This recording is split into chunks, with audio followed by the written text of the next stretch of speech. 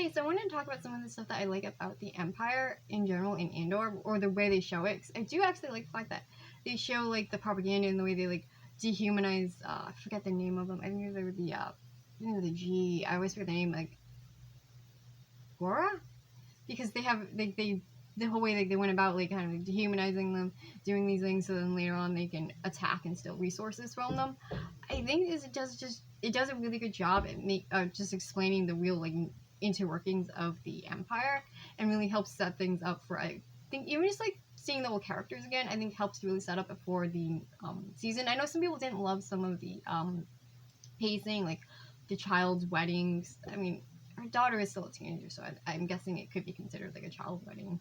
And it not only does kind of throw back into also another fascist type of thing that does tend to happen with like fascist movements lead you to these more traditional like values.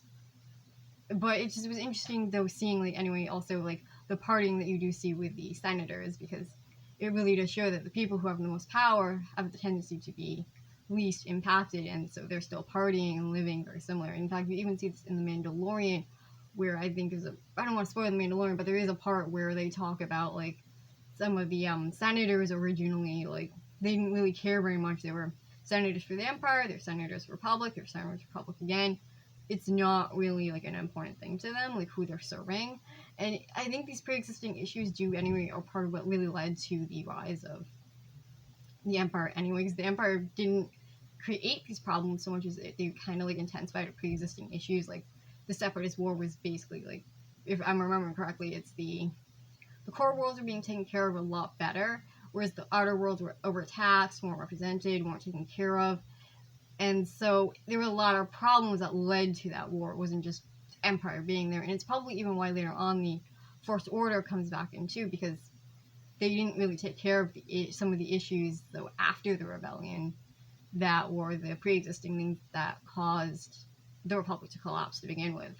So I'm kind of interested what you guys think about it anyway, Andor this season, because I personally thought it was fun. I liked the as you're talking about, I do like the way they made it kind of more intense, even though I understand that some people didn't love it too, because it wasn't as child friendly as you think of when you think of Star Wars. But I think it did help make it feel a little bit more like real in terms of some of the big issues and struggles that are going to be going on when you are literally in a part of a rebellion fighting against a group like the Empire. So I don't know. I want to know what you guys think. So bye.